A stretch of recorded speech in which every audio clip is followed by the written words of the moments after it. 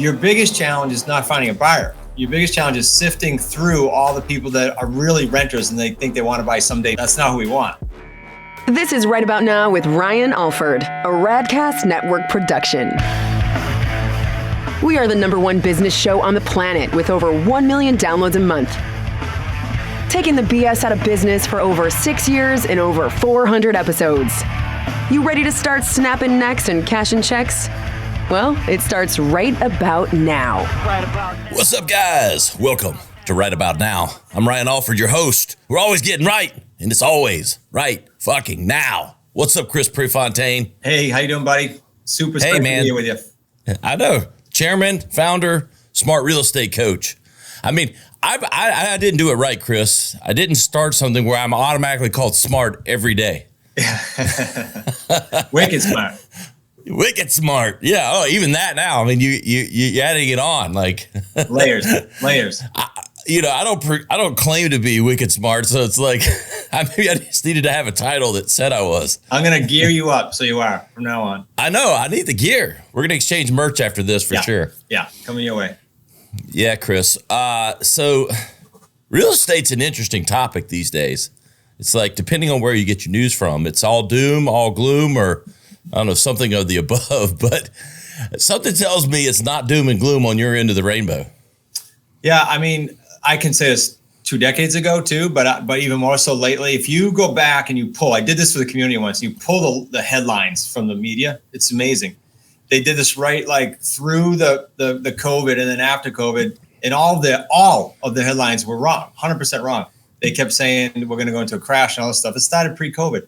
So now's a great time. I was telling you off air, in my 33 years, I have not seen this type of demand. Well, 2 things. This type of demand for creative real estate, which is what we do, real estate on your terms, and just in general, a great time to accumulate. Unbeknownst to so many people listening to the crap going on in the media. I think for those that want to get aggressive, and I don't know the listeners, so I'm not going to promise, but I'm going to say, generally speaking, you have a chance to accumulate like a decade, let's say, of income by getting after this for 2 or 3 years. And that's pretty cool. Or even 18 months if you want to get super aggressive the way we do our deals.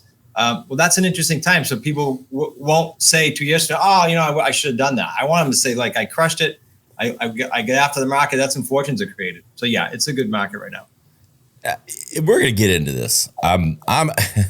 Look, sometimes I selfishly, have guests on. Like Amy told me, one of our senior executives here, about Chris and what he was doing. I'm like, well, I kind of like what I hear already, but this has always been a fascinating area for me because I own a couple real rental properties. I've dabbled in this space, but I like to learn. So I'm here. I got my digital note taker. I'm like, I want to learn this stuff because I'll say this, Chris, every market's different. And here in Greenville, South Carolina, lovely, beautiful place. Please come visit. Don't come live. Joking. I love you. That Greenville, the city of Greenville hates me because I say that a lot. But it's just, I live downtown and there's a crane on every corner. Everybody's moving here. But let me say this, Chris. What I don't quite understand is, like, in our market, I sold a house here, and I'm talking, I know we're going to talk about the business side of it, but like, I sold a house for $500,000 9 years ago in Greenville that is now listed for 1.3 with no improvements. Believe it. Number one, I'm kicking myself because I would have sat, it was $500K for me 10 years ago. I could have swung it, hung on to it, rented it, probably done something.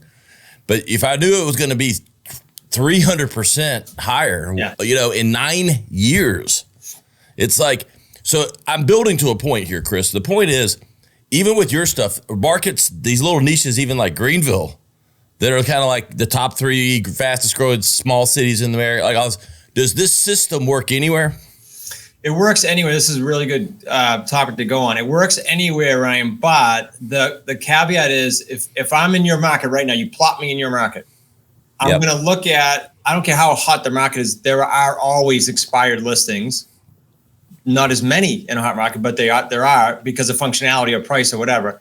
And then there are always people that are financially beat up and need relief tomorrow, but they don't want to raise their hand, or they can't afford a realtor because they're upside down. Like those exist. And that's where we tend to live. There are also people in your market that are free and clear. Like a third of the properties in the United States are free and clear. That's a big pool.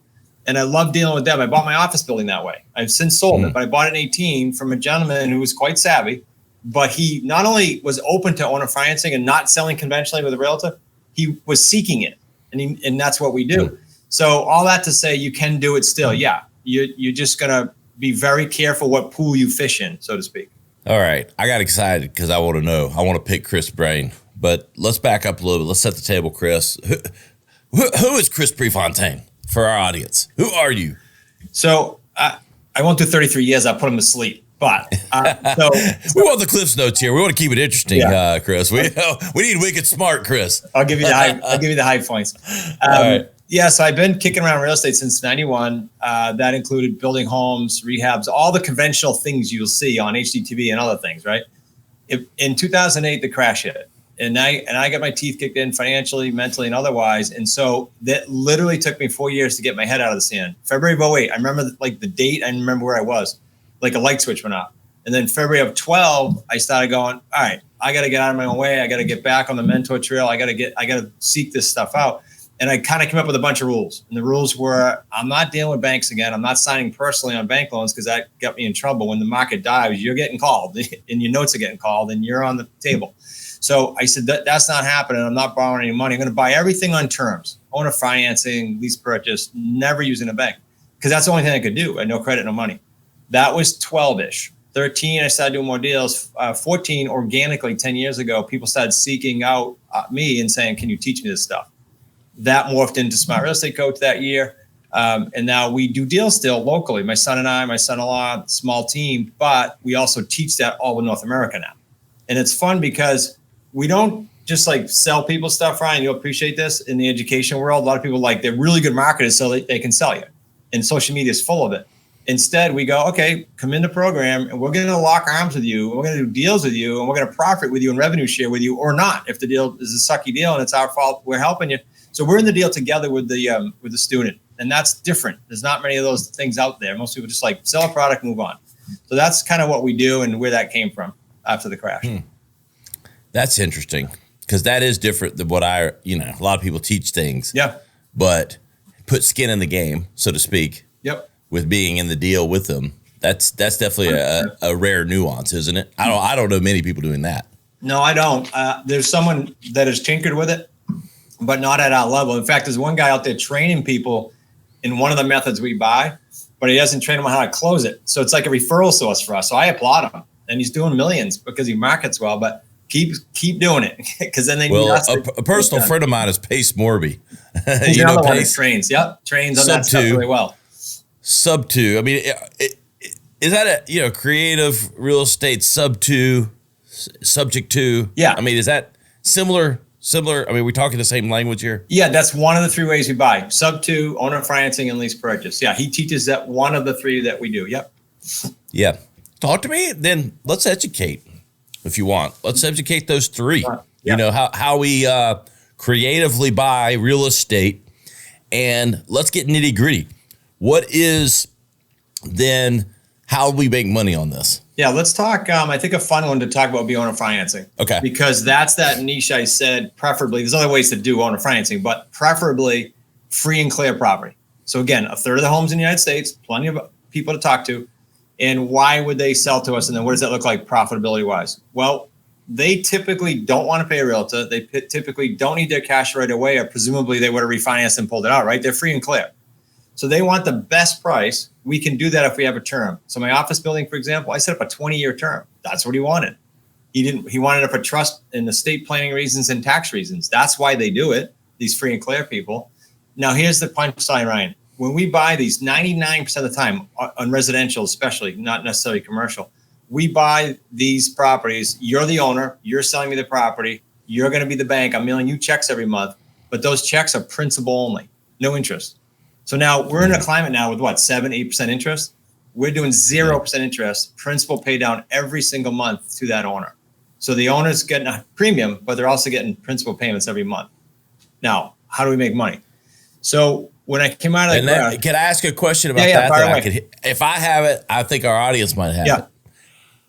How do we get just principal payments? I mean, why would someone that owns something free and clear allow you to only make principal payments and not be making interest on you borrowing their property, so to speak? Yeah. It's typically because their ego, I'm going to say that nicely, says, I want my price. Like they financially did some things well. They're free and clear. They want their price, and the market's not giving it to them because they want to pay. So we'll go, hey, So you're giving the price, just not paying any interest on it. Correct. Yep. And frankly, especially when the rates were lower, they don't want to report small interest income to Uncle Sam. That's another headache. Instead, they just have principal pay down every month, and they're dealing with capital gains only. So we do it that way. After the crash, one of the other rules that I mentioned that'll play into the owner financing here is when we do a deal, how about we don't do a deal just to get a check? Like flip a house, get a check. Wholesale a house, get a check. Great. But that's a treadmill. And I realized that after the first 18 years, I'm like, this is stupid. Every January, I'm restarting the cycle, right? So we trademarked the 3 paydays. So when I buy a house, like I just said, owner financing, well, how am I exiting that? I'm exiting that by putting a buyer in there that can't get financing today, but we know we have a plan to get them financing over the next 2, 3, 4, 5 years. We got to get them mortgage ready. While they're getting mortgage ready, they're going to do a rent-to-own program with us. So how do we get paid? One is they're a buyer. So you're a buyer, you're not bankable yet, you're self-employed, you need 2 years of seasoning, or that's typical. So you come in, you have a down payment, and your credit's good. You just need time. So you give us the down payment. It's non-refundable. That's our payday 1. That I'll give you some metrics and averages in a second. Payday 2 is I'm paying the seller something. Let's call it $1,500 a month. I'm now collecting from my buyer who's going to do a rent to own to get to the finish line. Call it $1,800 or $2,000. Small spread, small delta. That's payday 2 every month though. Payday 3 is really cool. All of the principal pay down on that payment I'm making is obviously helping me when I cash out. So payday 3 is all the principal pay down and any markup I did on the property. All 3 paydays, our deals range anywhere from 45 grand to 350 grand. Our family team here is kind of on the lower end. It's like 80 grand, 75, 80 grand because we're in the New England area. So that's who we deal with. That's how we exit. And those 3 paydays are quite lucrative. So like for the listeners, most people don't have to do 20 of these deals a year to make those are big numbers. They got to do a handful. I got an attorney who's in our community says, if I do 1 or 2 a year, Chris, I got a law firm I'm running, but I like doing 1 or 2 a year and they're quite profitable. So everybody has a different pace they run at, but that's what we do on the owner financing front. But we exit them all the same way, Ryan. They're all the same. So if that didn't make sense, let's peel that back a bit. Yeah. So I think it makes sense, but we find a property free and clear. It's owned by someone that maybe is ready to cash out of it, but doesn't, wants to get their price, right? They'd love to get some payments, some cash coming from it, want to get what they think it's worth. So far, so good. Yep. And they might even not want to pay Uncle Sam up front. So they want to spread that out over time. Yep. And so want to spread the payments out over time instead of, a big lump sum hit to Uncle Sam at a price that they didn't want to sell it at. Right. Because you're giving them the price. Right. Then we're finding semi-qualified, like look good, but just aren't ready to buy the home. They're close. Correct. And they're renting to own. And are at that point, are they paying more than what you paid for the house? Yeah, typically they're paying a premium. Even though we know we have a built-in principal pay down, we're still going to usually get a premium on that because, again, we're giving them terms that they can't get a loan today. Yep. And so by the way, that pool, Ryan, roughly speaking, you got if you stop right now and took a picture of all the buyers out there, threw canvas over them, about 80% of the potential buyers right now, it's a big number, can't get financing today. They need some work. Now, they don't all need 2 or 3, 4 years, but there's a big pool in there that are deserved buyers that need that much time. And that's a big pool to fish in. The realtors are fishing in the 20% pond, right? Yep. Big difference. Yeah, it is. Helping a lot of people. Okay. If I'm listening, my head's spinning a little bit on how do I find that semi-qualified person, and now suddenly I'm in finance. I'm having to rent to own to them. I'm feeling like the banker. Okay, first, how do you find them? Believe it or not, the toughest part is getting the seller. finding the deal, getting that on the contract. Yeah. Right. Yeah. Once you have it on a contract, I'll tell you that when you put a sign or put an ad out, and we syndicate to 20, 30 different portals automatically. When you put that out and say no bank qualifying, rent to own, your biggest challenge is not finding a buyer. Your biggest challenge is sifting through all the people that are really renters and they think they want to buy someday, maybe in their life's a mess. That's not who we want. We want a buyer. Yeah, I guess I should have raised that. I kind of saw that coming. That's what I meant. Like finding the not needle in a haystack, but sifting the right one, the deserved one. I'll say my son says that. So my son Nick specializes with the buyers, and he's got the system down pat, and he puts it all out to our community. And that is, they'll come into an automated voicemail system. They'll be directed to videos. The videos educate them. That'll flush out the renters. It basically tells them point blank, if you're looking to rent, it's not for you. Here's what's needed, down payment, et cetera, et cetera. So we flush out that, and the cream rises, and we deal with like the top 20%. Got it. And then, is it easier than I think it is to set up all of this, paperwork? Oh yeah, and all these things, getting them into these loans, rent to own, because you'll do the rent to own, but you're not necessarily becoming the mortgage once they're ready to own, right? No, correct. They go and apply conventionally. Our plan through a third party gets them mortgage ready. So you're a buyer, you come in and you go, hey, I got 50 grand. I just started my new business. The bank won't give me a loan for 2 years. Okay. So we're going to put you with our third party company that helps you with a mortgage ready plan. Okay, Ryan, make sure you do this for your documentation. Make sure you do this for your credit. And then in the 2-year point or 3-year point, whatever that mortgage readiness plan is, you're going to a conventional bank and cash it out. On the rare occasion, we get people like in their own business that cash it out. But most of the time they're going to get a loan. Yep. And you guys are helping them get that loan. We help them with the mortgage ready plan, and we direct them to our mortgage offices that we know how to get these done, what we call the payday threes, but they don't have to. They can go to the local bank. We've had plenty of those. Go, hey, good news, I got my loan early, and they cash us out. Got it. What's your average, what's your average home value price? And I know Rhode Island might be different than other markets, so I guess we can make it relative. I'll give you and the average profit. Yeah, I'll give you some ranges. So like California, we've got some of our coaches and students out in California. For them to do anything under $1 million is odd. Like that $1 million is like starter home, right? Yep. In our area, we're in our sweet spot here in New England, Rhode Island, Mass, Connecticut is like that 300 to 700 range. That's our sweet spot. So our average 3 paydays is like 75 grand. Rusty in California, for him to not see 6 figures on all 3 paydays would be really strange. Like all of his 6 figures. So Chris, talk to me about you've got every market's a little different, and what's like average price points for the homes, profit margins, et cetera, depending on the market. Yeah, because our 3 paydays are tied to price clearly when we talk percentages. That's a good question. All right, so I'll talk about our market and then some students. So our market in New England, which comprises Massachusetts, Rhode Island, Connecticut, 300 to 700-ish, and our average 3 paydays that we talked about are going to be around 75 to 80, ballpark. I mean, there's outliers, but ballpark. Now, California, right? We have 2 coaches in California. One of them, Rusty, if he does a home under $1 million is odd. That's like entry level there. So all his 3 paydays are over 6 figures, all of them. So we kid around in the community because, he's from California, so he's pretty low key and not easily excitable. So for him to get 100, he's like, 125, 150 on a deal. It's just normal for him. And then everything on the outside. So Arizona, we've got someone in a really low end. That's where that 45 grand, when I said average is 45 to 350, 45 grand is this woman down in Arizona, out in Arizona, that's low end. So it runs the gamut. I want to make a comment too. You said the market, right? And you said it right. You said there's different markets. I love, because the media will go, the market is doing this, or the market is down, or the market's going to crash. There is no market. They're all segments, like you alluded to. Yes. Yeah. Side note. I would argue the same thing with like states. Like when we talk about the nation doing a certain way, well, let's talk about the states, baby. Because you can lock down the whole country, but South Carolina ain't locked down. Anyway, I digress. Side note. All right. Let's go to the hard part. Like you said, finding the properties. And look, we're talking with Chris Prefontaine, wicked smart real estate coaching.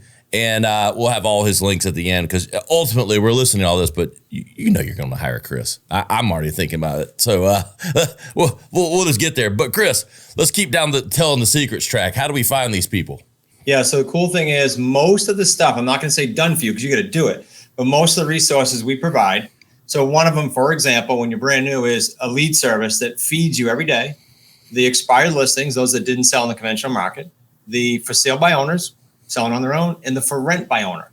Now, those three are good for most people, Ryan. You're new, you go, okay, my goal is I get enough leads out of that batch. If you're more aggressive or your market's not kicking out enough leads there's all kinds of sort of niche lists below that, like the free and clear. That's where I was kind of like, because that sounds like the most attractive in a way, right? Well, it's one of the more lucrative because of the principal pay down. Yes. There are all kinds of other ones, like tired landlords is a list now. COVID produced a list for people that were selling because of COVID. Now, I don't know how they get this list, but you can buy a list of anything these days, as you know. And the other one that we're dealing with recently, tinkering with, is, believe it or not, on market, because we never do this, on market with a realtor more than 60 days with little equity. You can actually pull that. Little equity, been on the market for 60 days, because they're probably still on because they can't lower the price, because they can't pay a commission. And so there's all kinds of creative things we can do there. So there's no limit to the niche list. Property owners with multiple properties. That's a cool one. So I call someone, they got at least 3 properties. I'm talking about, doing something on one of them. And sometimes they have a whole portfolio. So it's pretty cool. Especially probably I don't know, like imagine, I'm stereotyping, or I don't know if it's stereotyping, but sort of lumping together, an older, 60 plus maybe, they own, through their own efforts or inheritance or whatever, 3, 4, 5 properties that they own free and clear. And you sort of start to you do one and then snowballs from there, right? Do one good deal, they get happy, you move. I'm sure it snowballs, right? It does. And plus, people like to hang out with people like them, right? So if you find someone with a free and clear property, what are the odds of them knowing some people with free and clear property and their center of influence? It's high, and they're going to refer you. So that's pretty cool, because these deals, I should have said this, are super win-win-win. Buyer, seller, and us. Super win-win-win. And that's not always the case in some real estate deals, right? Some niches, it's just not. So, some people don't win in these transactions. Like if you're going after someone's house at 60 cents on the dollar because you're a wholesaler, I don't think that's a win for them. That's like, you might have bailed them out, but it's not a huge win. Whereas we're typically paying them a really good price if they give us their terms. And then the buyers tickle pink because they thought they couldn't buy a house. So what's the biggest, I guess 2 questions. Like we talked about the 3, like what's the most common of the 3? I think we talked about it just a second ago. I have a feeling, but what's the most common of the 3? And what are nothing is easy. Nothing is free. Right. Nothing is what are the hurdles people have to get over to make this successful? Most common would be sort of the owner financing, because it's been around since 1800s. It's been around a long time. So they also understand it. Most sellers won't say, well, I never heard of that. They might say that about sub 2 or lease purchase. Okay. But they almost never say about owner financing. They get it, at least on the surface. And then your second question was headaches, or what was your second question? Sorry. Just overall, people that come into this, we all like to promote things. Make millions, no headaches. There's obviously, you got to hustle here. Yeah. I did a whole chapter in my book called What Can Go Wrong? And I've actually been criticized by all the educators, and they go, you're scaring people away. I said, no, I'm telling them what can go wrong so that they can be prepared. Yeah, they're not headaches. Yeah. So believe it or not, one of the biggest challenges that come to mind when you said that is not real estate related. It's mental. As entrepreneurship is not hard. Not easy. It's freaking hard. So too many people get marketed to online that you just alluded to, going, yeah, make millions tomorrow, I'll get rich. My rented Lamborghini, all the stuff they show. And then they come in and they go, oh, wow, there's challenges and the stuff that goes on in the entrepreneur world. And it's different than having a job. That's the biggest challenge, along with managing expectations, believe it or not, because of all the marketing that's out there. If I don't do a deal in 60 days, this must not work, or this must not work in my area. It's all a bunch of garbage. Some people come with so much luggage, like I did after the crash, that it takes us months and sometimes a couple of years to peel that back. It's not me teaching them the skill set to do a deal. I posted, 400 or 500 deals on YouTube. You go see them and you go, oh, I know how to do it. It's that when you get into the mental game of entrepreneurship, that's, in my opinion, the biggest challenge. Do we have a success rate for people that get in your program? Not a success rate. I'll give you some metrics. So in what we call the associate program, which is the higher level of people doing deals with us, about 83% are active. Now, active could be that attorney that I mentioned who just wants to do 1 or 2 deals a year. He's not breaking any speed records, but he's active because he comes to the calls, he's doing what he's supposed to do, and he's hitting his goals.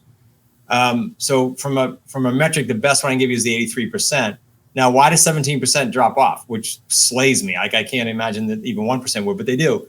And it's because of what I said, mismanaged expectations, some life events, but that's in any business. But mostly, believe it or not, it's mismanaged expectations. And crazy. You guys promote this as sort of like you mentioned, like the lawyer, a bolt on to, something you're already doing, or how many people come into this and this becomes the thing? Yeah, good question. Both. There are some people, God love them, that love their job and they just want to keep their job. Okay. And they'll do 1 or 2, 3 deals, 4 deals a year. Most that come from corporate or not a corporate. So we have helped so many people. We call it escaping their W-2. All of our coaches, for example, they've come in that program, no experience, worked their way up, left their job, all of them, and now coach. So that was their goal. If that's their goal, we kind of have a route now, a path, a clear path for them to do that. We've done it so many times. But we'll support either one, supplemental or replacement income. It doesn't matter.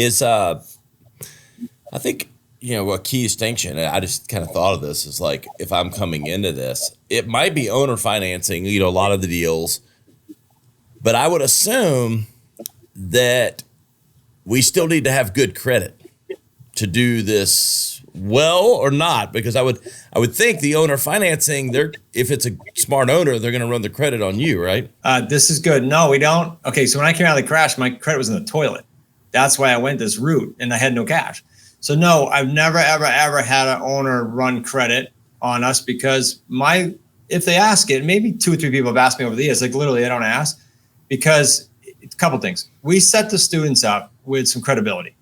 One, if you're part of the community and you go through our course, you're accredited with the Creative Financing Real Estate Association. That's how you get accredited. You go through our course, take the quiz, and you're accredited.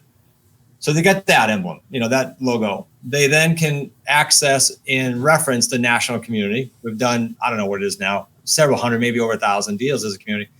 All that puts that to bed, because if they say they want to check all that, there's lack of confidence in you. That's all it is. And frankly, if they have a push, I go, then this isn't for you. This is going to keep you up. And your property should be enough security for you. You live in it. Are you not confident in your property, having a first mortgage on it? So that's their security, first mortgage. I mean, at the end of the day, they're holding especially if they own the property, they've got the title, right?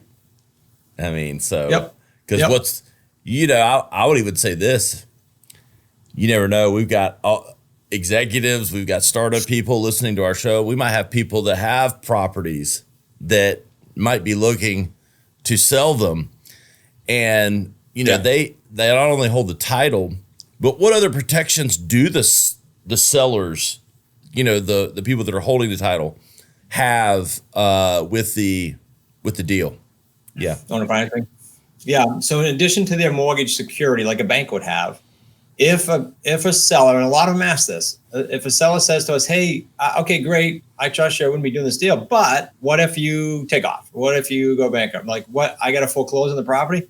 If they bring that up, in all but a couple states, you can put a default agreement in place that says, Ryan's my seller, I'm the buyer. It says basically, if I miss a payment, you can pick the term, 45 days late, then a deed is already signed sitting in Ryan's attorney's escrow that Ryan can go down and record and owns his house again.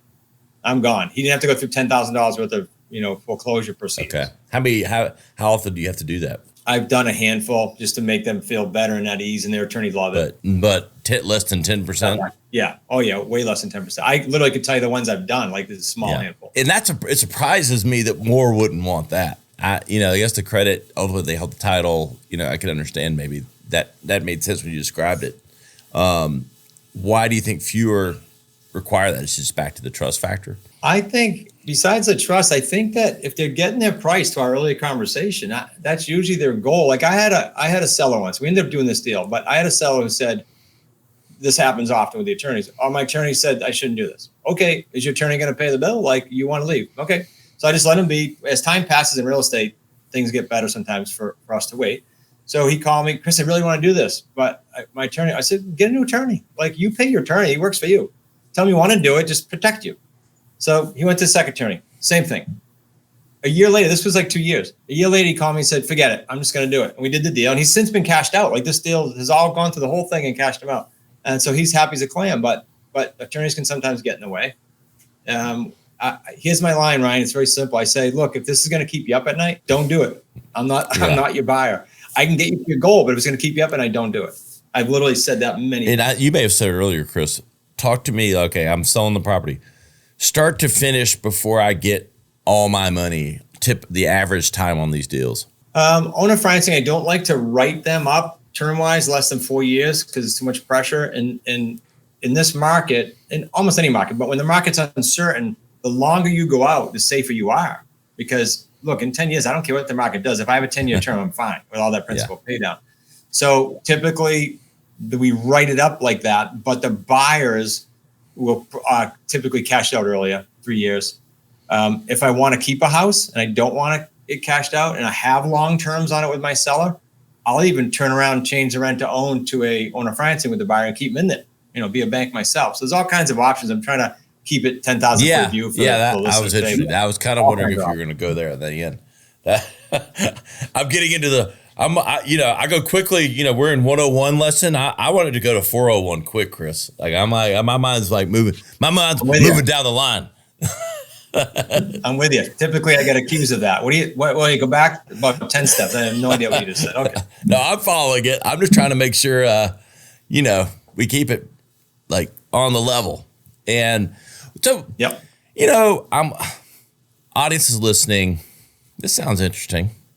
Chris seems like a really straight up guy. He seems like he's giving me the good, the bad, and the awesome. And so I'm trying to think, okay, what's the makeup of the person? And we always like to say, anyone can do this at any time. It will work awesome. There's my radio voice for you, Chris. Yeah. But perfect. But like, let's get a proxy of who this person looks like that does really well with this. Personality type. I got a few in mind. Maybe their career, etc. Yep. I won't prioritize these, but these are sort of the avatars that we see work. One, they grew up in or witnessed a family business because we tend to be very family oriented. So we attract that, right? Because we're a family environment. Two, believe it or not, podcast listeners tend to be radio and podcast shows that I'm on. They tend to be avid learners. They don't listen to a show for 30 or 40 minutes and not be into self-improvement. So they're typically really good because they put the time in themselves. Three is the 6-figure corporate earners that go, you know what? I made great money. Some couple come to mind, like the medical people. They hustle, but they're making good money, but their lifestyle sucks. They're great because they're used to working hard. That's not the issue. They have money. They're not like, I need a deal like I need water tomorrow, like me after the crash. They're great. And they come in and they crush it because they're used to doing that. So those are just kind of some high points for you. Check. Ryan Alford should be doing this. The other niche, I don't know if you mentioned pace, but there are a lot of people in the wholesale and fix and flip business that when they hear 3 paydays instead of like transactional, I got to do a deal every time, they love it. Not only that, but wholesaling in a lot of states is getting shut down pretty quickly. So they're starting to come to us by community sizes, not just individuals going, hey, teach our community how to do this. So that's been a big draw. The wholesales and the flippers that go, creative's where it is, teach me. So that's the last one. Have you done much flipping? I did in my earlier years. Yeah, in the 90s, I was doing condominium conversions where I'd buy multis, turn them into condos, and then rehab them a little bit. What percent is commercial versus residential that we're talking about here? Yeah. For us, I teach residential, Ryan, only because I'm afraid of the shiny object getting in their way. Real estate has a lot of shiny objects. So if I'm on stage, so to speak, for analogy, and I'm teaching 300 people, and I start saying, well, this asset class and this asset, it's going to be shiny object. Now, can you buy any asset class with owner financing sub 2 and lease purchase? Yes, and yes. That's how I bought my office building, I said earlier. So yeah, but I teach single family so they learn the concepts and then they can go ahead and delve out. But do you personally, are you doing other corporate deals? I try to buy everything. My wife and I own a financing. Yeah, like that building was interesting. So the building, he was like a math guy and he owned a lot of land in this area. And I'm saying this story because people think, okay, that must be for like the person that doesn't know about owner financing or, is not educated. No, this guy was like the largest landowner on the island here. I live on a 3-town island. And we structured a deal. I said principal only. He almost fell off his chair. He's like, what do you mean principal only? He wanted 6% or whatever it was. So this is what we did. We did a hybrid and it was a win-win. We did 18 months of principal only. So I hammered down principal. Then I took the balance and amortized it over 5.2% over 20 years, whatever it was. And he was thrilled because we both got our way there. That's a kind of a hybrid deal. That's interesting. Does this work with boats and cars? It does. People buy owner financing, planes, boats, everything. Okay, interesting. I know a gentleman that actually did a jet on owner financing. Believe it or not, the higher like price ranges of any asset, they get it. I had a neighbor in front of me several years ago who bought a $3 or $4 million house. He was going through a divorce, so he worked out with the seller. He didn't want that public, so he worked out with the seller where he would do owner financing. I think it was like 2 or 3 years, and then he went and got a loan when the dust settled. This happens more so at the higher level than anything else. That's interesting. That makes a lot of sense. Chris, I as someone interested in this, I've probably asked, this has been more of the tit for tat than my normal episodes, but I think there's something so, clinical in the business that this is. That's like, there's structure here. So it's like we're going down the ladder. Talk to me about anything that, if the audience is listening, wanting to learn more about Wicked Smart, what you do, what your courses are. Let's get to the nitty gritty of what they could expect specifically from your team. Yeah. So once they're in the system, they're going to go through our basic course. That's the one I said most people sell something like we have and then take off. We just say you need this for your foundation. Now, once you go through the Foundation Academy, you can expect some onboarding for like 90 days. So all the basics are covered, the foundation, the vernacular, you get it. And then after that, you decide what level and how aggressive you're going to be in our programs. But we've got an awesome community director. We've got 4 or 5 awesome coaches. They have to have gone through our system. It's more hands-on, again, as I open the show with, than anything I know of. And that's not an ego statement. That's just a fact that I've seen out there that I'm aware of. And how do they find everything that we're talking about? Give me some links and that kind of thing. Yeah. So we put a link together for your tribe. Just go to Wicked Smart Books, wickedsmartbooks.com/radcast, RADCIST. So by the way, you probably clicked on the links before to get a free book, and then you got to put your credit card in for shipping. This is free. We'll ship it out of here. You're getting hard copy books. You'll get some goodies probably. You can also, if you don't mind listening to my New England accent for almost an hour, you can take my free workshop, and no one's bugging you. It's a replay. So go take it, enjoy it. I'm big on free, Ryan, because if you go free and you say, okay, this is not for me, no harm.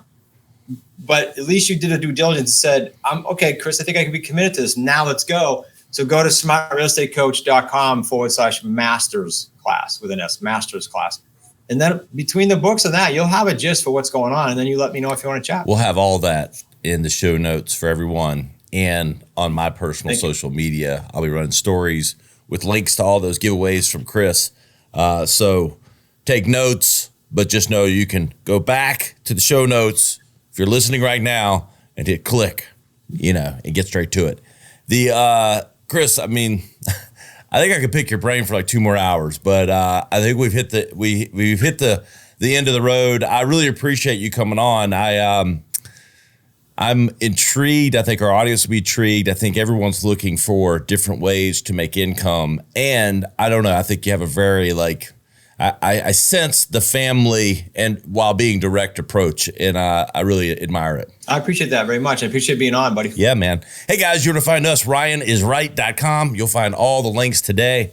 You can go there. We'll have the highlight clips. We'll have links to Chris's masterclass and of course the books, the giveaways that he mentioned straight from you know who. You know where to find me at Ryan Alford on all the social media platforms. Have that blue check before you can buy it, baby. We'll see you next time on Right About Now. This has been Right About Now with Ryan Alford, a Radcast Network production. Visit ryanisright.com for full audio and video versions of the show or to inquire about sponsorship opportunities. Thanks for listening.